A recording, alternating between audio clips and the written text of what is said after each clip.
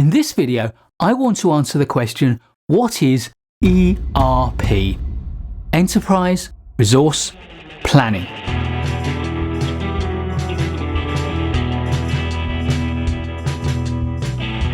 ERP, or Enterprise Resource Planning, is nothing more than a big piece of software which sits at the heart of an organization, controlling lots of its core activities like finances, HR, procurement. And more recently, smaller ERP packages have come onto the market which allow smaller organizations to get the benefit of single coordinated pieces of software running lots of their back office functions. This is in part due to the almost universal availability now of cloud-based software as a service. So, why do we need ERP systems? The largest ERP systems need a huge investment to specify them, install them, and operate them, and of course to train people to use them properly. So there must be a compelling reason why so many organizations use ERP software. So let's list some of the biggest benefits claimed for ERP. First is reduced cost. By running one system that integrates lots of things, ERP can save money. Second is productivity. ERP can run many systems efficiently and make good use of the time of the people who are using them. Third is inventory control. With ERP at the heart of your supply chain, you can manage your suppliers and your goods in and out with rigor. Fourth is happier customers. Whilst earlier forms of ERP focused exclusively on purely back office functions, modern ERP systems extend towards the customer. They handle things like customer relationship management, lead acquisition, customer service, and customer retention. Fifth is regulatory compliance. By configuring your ERP systems properly, all of your regulatory compliance is taken care of in background. Sixth is data analysis. If your ERP system spans all of your activities, then it creates a huge consistent data store, which gives you access to analysis functions which can drive predictions and decision making. With enough raw power, your ERP systems can integrate with AI systems to give you real-time information on which to base business judgment. And finally, greater collaboration. The ERP manufacturers suggest that by having common access to a common data store, it drives greater levels of collaboration throughout your organization, which in turn leads to reduced wastage, greater efficiency, and better decision making. So, Enterprise Resource Planning, ERP, refers to a type of software. It manages and integrates business processes across the organization.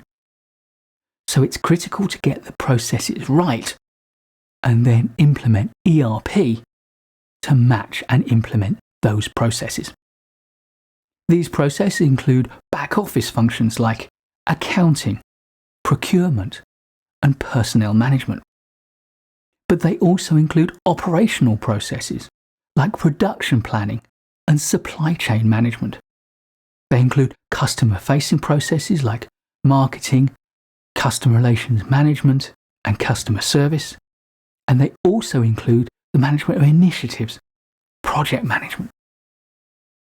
With all this breadth, it's not surprising that there is no common definition of what ERP is precisely. Each vendor defines ERP in terms of the capabilities that their particular products are good at.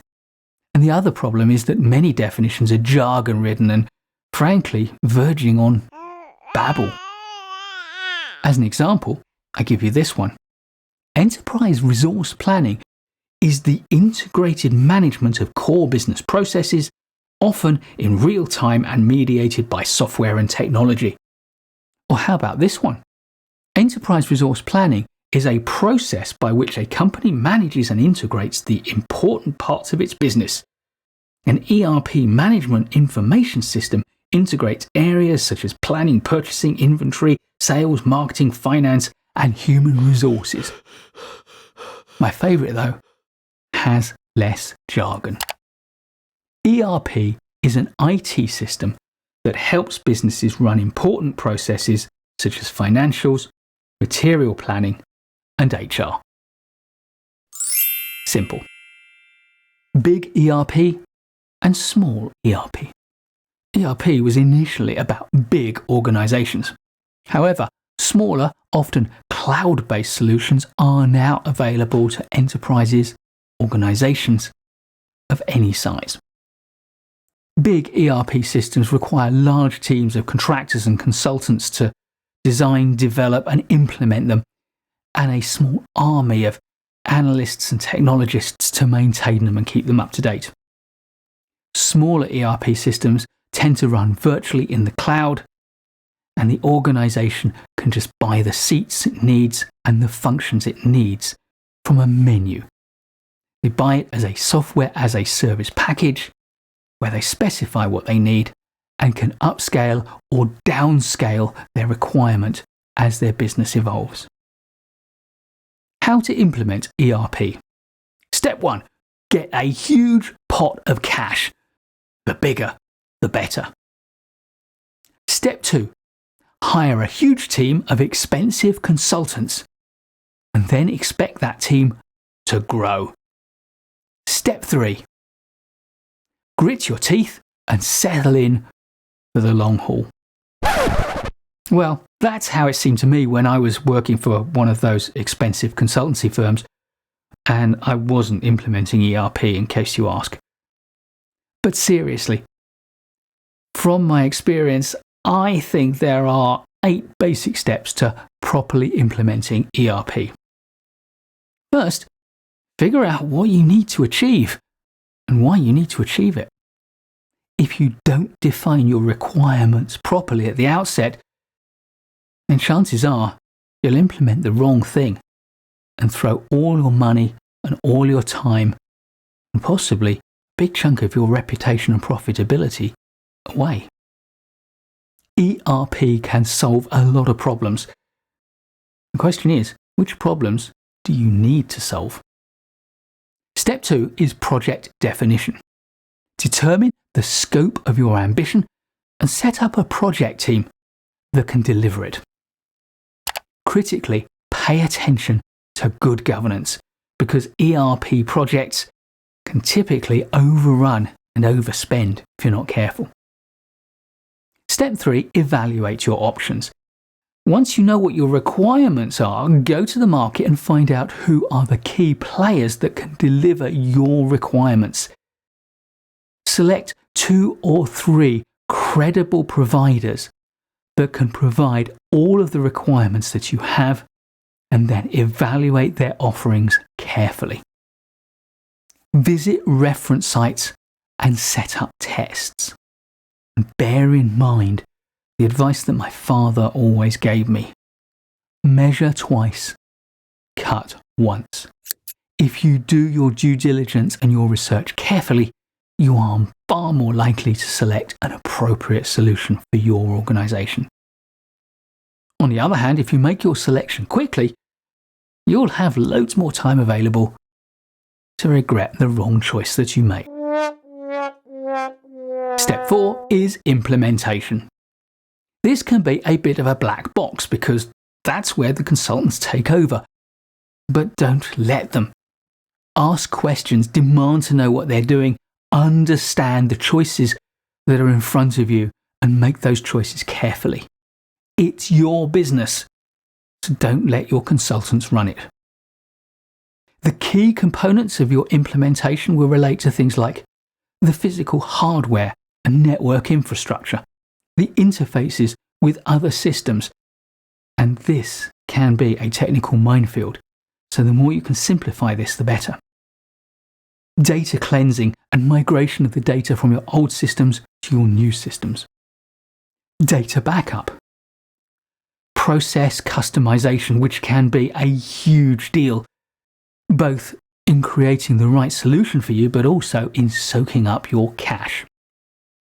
And critically, piloting and testing. You need to know that you've got the solution right before you hit the go button. Step 5 is change management, and you must never underestimate the scale of change to work practices and culture that ERP or a new ERP system can create in your organization. And this means you are likely to bump up against resistance, as people are fearful of the implications of those changes for them and their jobs. If you don't allocate enough resources to managing the change properly, then there's every chance that you'll have a great system that nobody uses. Step 6 is training. If people are going to use it, you want them to use it right.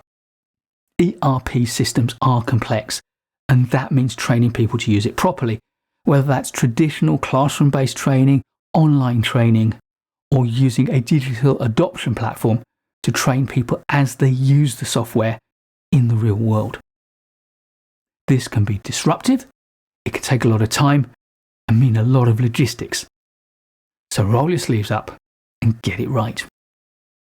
Step 7 is go live. Yes, we press the button and we transition from what we were doing before to our shiny new ERP system. Hopefully this will go well, but you need to have contingency plans, you need to have backup, you need to revert to the old system if things go wrong. So make sure you rehearse for your go live and you know what you will do under any circumstance. One great way to reduce risk is dual running, but that has costs. Make sure you understand the consequences of the decisions you make. And step 8 is ongoing support, because once you're using your ERP system, you'll run into all sorts of issues day to day, large ones and many, many small ones.